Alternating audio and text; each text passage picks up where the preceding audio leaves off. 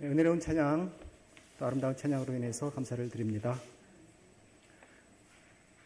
우리가 오전에 성찬 예식에 대한 의미를 우리 이서연 지사님을 통해서 잘 들었습니다.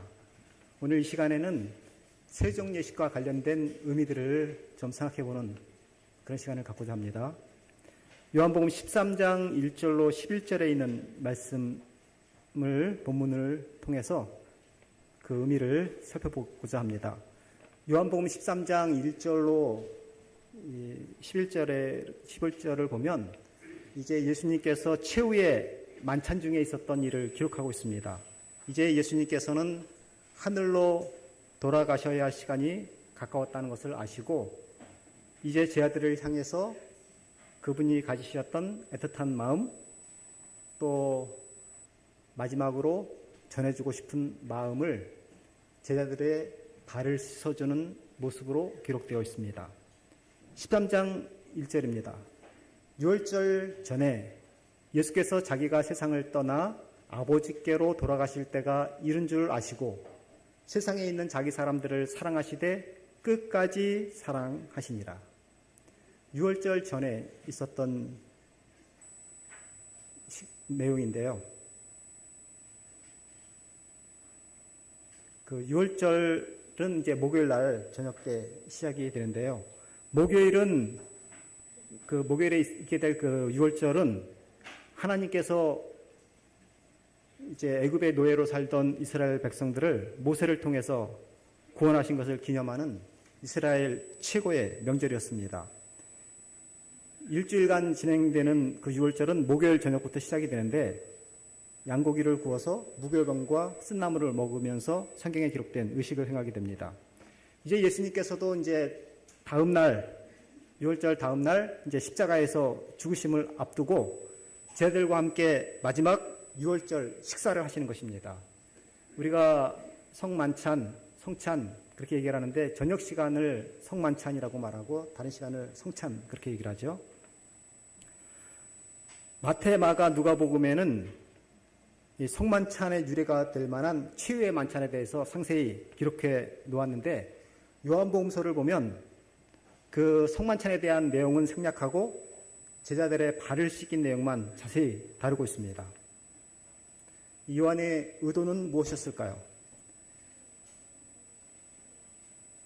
예수님께서는 아버지께로 돌아가실 때가 이른 줄 아시고 세상에 있는 자기 사람들을 사랑하시되 끝까지 사랑하셨다. 그렇게 말씀하셨는데 어떻게 예수님께서 끝까지 사랑하셨는가를 세종 예식을 통해서 보여주고자 하신 것입니다. 여기서 끝까지 사랑하셨다. 이 말씀은 시간적인 개념으로는 끝까지, 정도의 개념으로는 더욱 극진히 그런 뜻입니다. 그래서 예수님께서는 시간적으로 제 아들을 사랑하시되 십자가에서 죽으시기까지 사랑하셨고 정도에 있어서는 더욱 극진히 사랑하셨습니다. 최후의 만찬의 자리에서 예수님의 이런 지극한 제 아들에 대한 사랑은 손수 제 아들의 발을 씻어주는 것에서 잘 알 수 있습니다. 요한복음 13장 2절부터 5절에 마귀가 벌써 시몬의 아들 가룟 유다의 마음에 예수를 팔려는 생각을 넣었더라.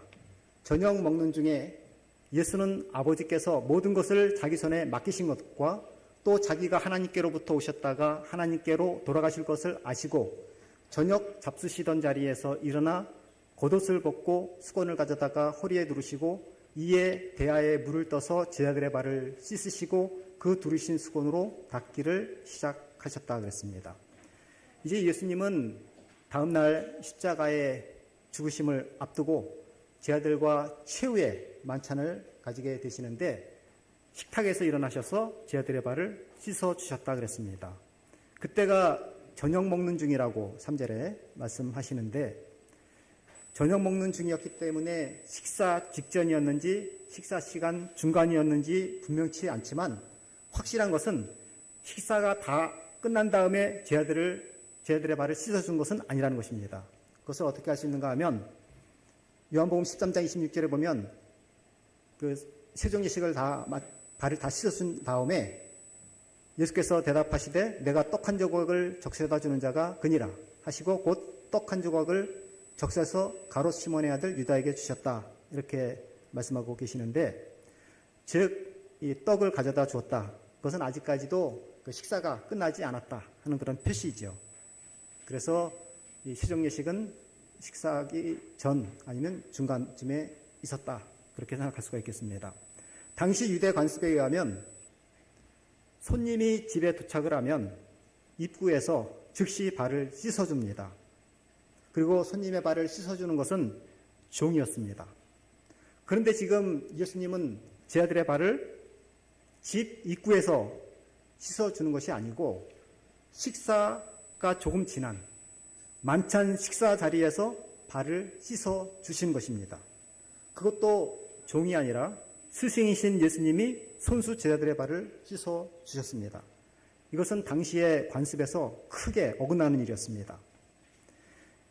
예수님 시대에 사람들이 집에 들어서게 되면 발을 씻는 것이 너무도 자연스러운 일상적으로 벌어지는 일이었습니다. 그 이유는 먼저 위생적인 이유가 있었습니다. 당시 유대인들은 샌들을 신고 다녔는데 도로가 비포장도로였습니다. 이스라엘은 워낙 먼지가 많은 곳인데 그곳에서 샌들을 신고 다니면 맑은 날에는 먼지로 뒤덮이고 비가 오는 날에는 이 진흙으로 뒤덮이게 됩니다. 더 나아가서 사람이나 짐승들의 오물을 처리할 수 있는 시설이 오늘날처럼 잘 되어 있지 않았기 때문에 거리에는 온갖 배설물들이 널려 있었습니다. 이런 위생적인, 비위생적인 상황이 있었기 때문에 집에 돌아오면 발을 씻는 것이 꼭 필요했습니다. 특별히 손님을 그 집으로 초대했을 때 손님이 집에 들어오면 그 발을 씻어주는 것은 필수적인 환대에 해당하는 일이었습니다. 손님이 도착하면 청결을 위해서 손님의 발을 씻어주어야 하는 것입니다. 그런데 손님의 더러운 발을 씻어주지도 않은 채로 식탁에 그대로 앉게 한다면 그것은 큰 결례였습니다. 이렇게 먼지와 온물로 뒤덮인 손님의 발을 씻어주는 것은 철저히 종들의 몫이었습니다. 그것도 비천한 일만을 도맡아 하는 하인들의 몫이었습니다. 그런데 그 집에서 가난해서 종이 없다면, 그래서 손님을 맞이해야 된다면 손님이 집에 들어오자마자 직접 자기의 발을 씻을 수 있도록 주인이 물 항아리와 대야와 수건을 제공해 놓았습니다. 지금 그런데 예수님과 제 아들이 다락방 만찬의 자리에 도착을 했습니다. 그런데 거기에는 발을 씻어줄 종들은 하나도 보이지 않았습니다. 시대서망에는 이렇게 말하고 있습니다. 물 항아리와 대야와 수건이 그곳에 있어서 발 씻길 준비가 다 되었으나 종이 그곳에 없었으므로 제 아들이 이 일을 해야만 하였다. 그러나 제 아들은 모두 자존심이 상할 그 종의 일을 하지 않기로 결심하였다. 모든 제자가 그들이 해야 할 일이 있다는 것을 의식하지 못한 것처럼 냉정한 무관심을 나타냈다. 다른 사람의 발을 씻어주는 것은 그 당시에 너무나 천한 일이었고, 또 당시 발을 씻어준다는 것은 종이라는 말과 동의어로 사용되고 있었습니다. 그래서 지금 저희들은 만찬 자리에 왔지만 종은 없었고 누군가는 발을 씻어줘야 하는데 씻어준다는 것은 종과 같은 취급을 받기 때문에 주저주저 하면서 시간을 보내고 있습니다. 그러다가 만찬 자리에, 식탁 자리에 다 앉게 된 것입니다. 식사가 좀 진행이 됐는지는 잘 모르겠습니다. 그래서 더러운 발을 한 채 식사 자리에 불편하게 앉아 있는 것입니다. 그때 다 눈치를 보고 있었을 때 예수님께서 일어나셔서 제 아들의 발을 씻겨 주신 것입니다. 스승이신 예수님께서 제 아들의 발을 씻어 주신다는 것은 당시의 명예를 존중하는 사회에서 받아들이기 어려운 행동이었습니다. 그런데 예수님은 단순한 스승이 아니라 하나님이셨습니다. 하나님의 아들께서 인간의 발을 씻어주고 계신 것입니다. 예수님께서 제 아들의 발을 씻어주실 때 그분께서 하나님의 아들이라는 사실을 망각하고 계셨을까요? 아닙니다. 오히려 더 명확히 자각하고 계셨습니다. 제자들의 발을 씻어주기 직전에 하신 말을 보면 알 수 있습니다. 13장 3절에 저녁 먹는 중에 예수는 아버지께서 모든 것을 자기 손에 맡기신 것과 또 자기가 하나님께로부터 오셨다가 하나님께로 돌아가실 것을 아셨다 그랬습니다. 예수님께서는 그분께서 하나님 아버지의 아들로서 이 세상에 오셨고 다시금 아버지께로 돌아갈 때가 되었다. 그것을 분명히 아셨기 때문에 제자들의 발을 씻겨주셨다라고 말하고 있습니다. 즉 예수님께서 제자들의 발을 씻겨주신 행위는 예수님께서 이 세상에 오신 이유를 잘 보여주고 있는 행동이라는 것입니다. 예수님께서 이 세상에 오신 이유는 죄의 종의 그 상태로 있었던 인류를 구원하는 것이었습니다. 즉 예수님께서 이 제자들의 더러운 발을 씻어주신 행위는 곧 당신의 십자가의 죽으심을 통해서 우리의 죄를 씻어주심을 상징하는 것이라 볼 수 있습니다. 13장 4절 5절에 저녁 잡수시던 자리에서 일어나 겉옷을 벗고 수건을 가져다가 허리에 두르시고 이에 대야에 물을 떠서 제자들의 발을 씻으시고 그 두르신 수건으로 닦기를 시작했다 말씀하십니다. 예수님과 제자들이 있던 다락방에는 뭔가 긴장감이 흐르고 불안한 조짐이 감돌고 있었을 것입니다. 예수님과 제자들은 먼지가 붙어 있는 발을 씻지도 않은 상태에서 불편함을 느끼면서 식사 자리에 참여하고 있었습니다. 그때 제자들은 스승 예수님이 만찬 자리에서 갑자기 일어서시는 것을 보게 됩니다. 자리에서 일어나신 예수님께서는 조용히 어깨에 걸쳐있던 겉옷을 벗으시고 그 수건을 당신의 허리춤에 두르셨습니다.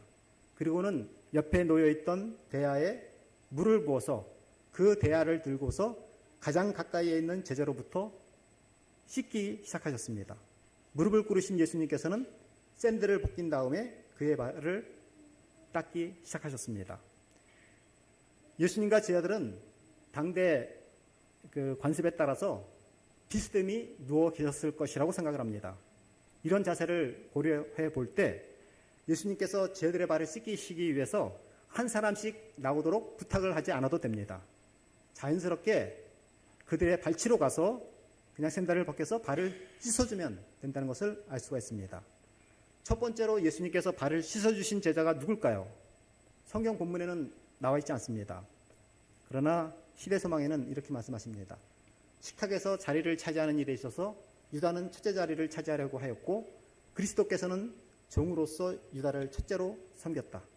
유다가 가장 미워하였던 요한은 제일 마지막으로 봉사를 받았다. 그러나 요한은 이것을 견책으로나 멸시로 여기지 않았다. 그랬습니다. 유다를 가장 먼저 씻으셨다. 그 사실을 알 수가 있습니다. 제자들은 예수님의 행위에 대해서 놀라거나 어떤 저항도 하지 못했습니다. 망연자실해서 자기의 샌들이 벗겨지고 더러운 발이 씻기고 그런 다음 마른 수건으로 닦이는 것을 바라만 볼 뿐이었습니다. 두 번째, 세 번째 순서로 발 씻김을 받은 제자들은 같은 반응을 보이게 되었습니다. 이렇게 만찬의 장소였던 다락방 안에서는 당혹감이 가득한 침묵만이 흐르게 되었습니다. 이 침묵을 깬 자가 바로 베드로였습니다. 베드로가 이렇게 말합니다. 시몬 베드로에게 이르시니, 이제 예수님께서 베드로를 씻기기 위해서 이제 그 앞에 쓰게 되신 것이죠.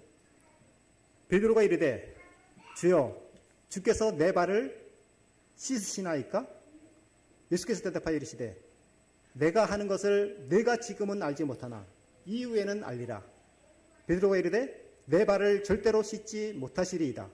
예수께서 대답하시되 내가 너를 씻어주지 아니하면 내가 나와 상관이 없느니라. 시몬 베드로가 이르되 주여 내 발뿐만 아니라 손과 머리도 씻어 주옵소서.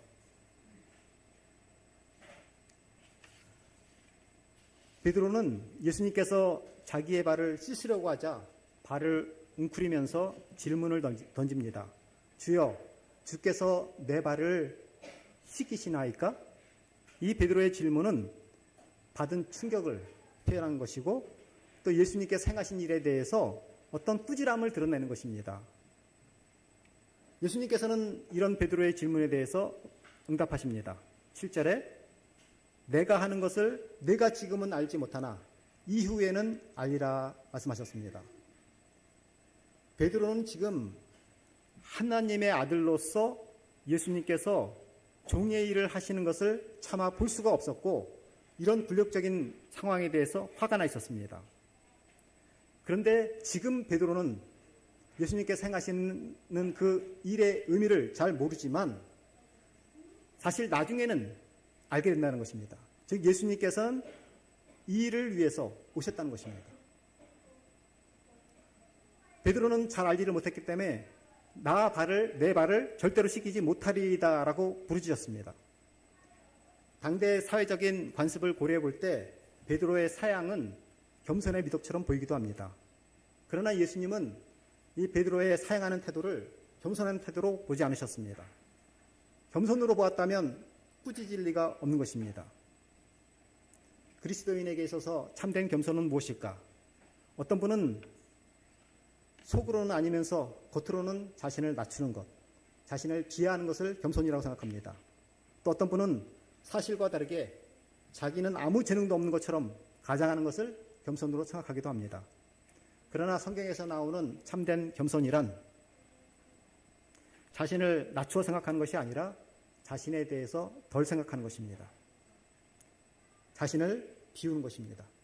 즉 자신의 인생은 흙으로 돌아갈 수밖에 없는 아무것도 아닌 비천한 인생임을 깨닫고 우리 안에 생명을 주시고 고귀한 삶을 살게 해주신 예수님께 시선을 고정하는 것입니다. 이렇게 우리의 자아를 비우고 창조주이시면서 생명이신 예수님을 바라보고 그분의 말씀을 온전하게 순종하려고 하는 삶, 그것이 참된 겸손이라고 성경은 말하고 있는 것입니다. 이렇게 예수님께서는 베드로와의 대화를 통해서 참된 겸손이란 바로 예수님의 말씀에 순종하는 것이라는 것을 말씀해 주십니다. 그런 다음에 씻김의 의미를 말씀하십니다. 8절에 이렇게 말씀하십니다. 내가 너를 씻어주지 아니하면 내가 나와 상관이 없느니라. 즉 섬김의 모본을 보여주시는 것뿐만이 아니라 이 씻어주시는 것에는 또 다른 의미가 있다고 하는 것입니다. 그것을 시대소망에서는 이렇게 표현합니다. 베드로가 거절한 봉사는 더 높은 정결의 표상이었다. 높은 정결의 표상. 그리스도께서는 죄악으로 더럽혀진 마음을 씻으려고 오신 것이다. 이 더 높은 정결은 마음의 정결을 말하는 거죠. 죄로 더럽혀진 그 마음을 정결하는 것. 즉 예수님께서 십자가에 달려 돌아가심으로 그 마음을 정결케 하실 수 있는 거죠. 그리고 이 발을 씻는 때를 닦는 것, 그것은 낮은 정결이라고 할 수 있겠습니다. 그리스도께서 그래서 그의 발을 씻기시도록 허락하지 않으므로 베드로는 그 낮은 정결 가운데 포함이 되어 있는 더 높은 정결을 거절하고 있었다. 그는 참으로 그의 주님을 거절하고 있었다라고 말씀하고 계십니다. 예수님께서는 베드로에게 내가 너를 씻기지 아니하면 내가 나와 상관이 없다. 그렇게 말씀하시니 베드로는 그의 고집을 꺾어버렸습니다. 그러면서 주여 내 발뿐만 아니라 손과 머리도 씻겨 주옵소서 그렇게 말했습니다. 그때 예수님께서 이미 목욕한 자는 발밖에 씻을 필요가 없느니라 온몸이 깨끗하니라 그렇게 말씀하셨습니다. 이 말씀은 발을 씻는 것이 육체적인 정결 이상의 의미를 지니고 있음을 말하고 있는 것입니다. 즉 예수님께서는 육체적인 정결의 예증을 통해서 더 높은 마음의 정결을 말씀하고 계시는 것입니다. 예수님께서는 발을 씻어주시는 그 일을 통해서 십자가의 공로를 통해서 그 마음 가운데 있던 죄로 인한 이간, 질투, 교만을 함께 다 씻어버리시기를 원하셨던 것입니다. 그리고 예수님께서는 먼지를 씻어주는 그것보다 마음을 정결케 하는 것, 그것이 더 중대한 일이었습니다. 예수님께서 저희들의 발을 씻겨주신 것, 그리고 그 후에 성만찬 예식을 통해서 실질적인 행동을 통해서 예수님께서 교훈을 주신 것. 지금 이제 예수님께서 내일이면 제자들을 떠나서 십자가에 달려 돌아가시고 결국 하늘로 돌아가시게 되는데 마지막 순간에 제자들에게 쭉 가르쳐 왔는데 실질적으로 분명히 잘 깨닫도록 하기 위해서 행동으로 보여주신 것인데 그것이 바로 세종예식이고 성찬예식이었습니다. 예수님께서는 제자들에게 마태복음 20장 28절을 통해서 계속해서 말씀해 주셨습니다. 인자가 이 땅에 온 것은 섬김을 받으려 함이 아니라 도리어 섬기려 했고 자기 목숨을 많은 사람의 대속물로 주기 위해서 이 땅에 오셨다라고 말씀하셨습니다. 그리고 이제 마지막 최후의 제자들과의 만찬 시간에 그 말을 실천적인 행동을 통해서 보여주신 것입니다. 우리도 예수님의 제자로 부르심을 받았습니다. 그리고 발을 씻겨주는 세정예식을 통해서 또 예수님의 살과 피를 상징하는 성찬예식을 통해서 우리도 예수님처럼 그렇게 섬기는 삶, 또 희생하는 삶, 또 예수님께서 우리에게 모본으로 보여주셨던 사람들을 믿어서 구원하게 하는 일, 그것이 바로 제자로서의 삶이라는 것을 우리가 다시 한번 기억해야 되겠습니다. 우리 모두 성찬예식을 통해서 세정예식을 통해서 예수님의 그 뜻을 행하고 예수님을 높이며 살아가는 우리 모두가 다 되시기를 바라면서 말씀을 마치도록 하겠습니다. 기도하겠습니다. 사랑의 아버지 하나님, 우리에게 베푸신 귀한 은혜를 생각할 때 참으로 감사를 드리옵나이다. 우리는 세상에 사는 사람들처럼 우리가 자신의 욕심과 자신의 목적을 위해서 살아가는 삶이 아니라 우리 하나님을 위하고 이웃을 위해서 살아갈 수 있는 우리의 삶의 목적이 될 수 있도록 은혜 내려 주시옵소서. 우리 이어지는 성찬예식을 통해서 다시 한번 우리를 위해서 희생하시고 온 생명을 다 바치신 그 예수님을 바라보면서 우리도 예수님의 제자로서 그렇게 주는 삶, 희생하는 삶이 될 수 있도록 우리와 함께하여 주시옵소서. 예수님의 이름으로 기도드립니다.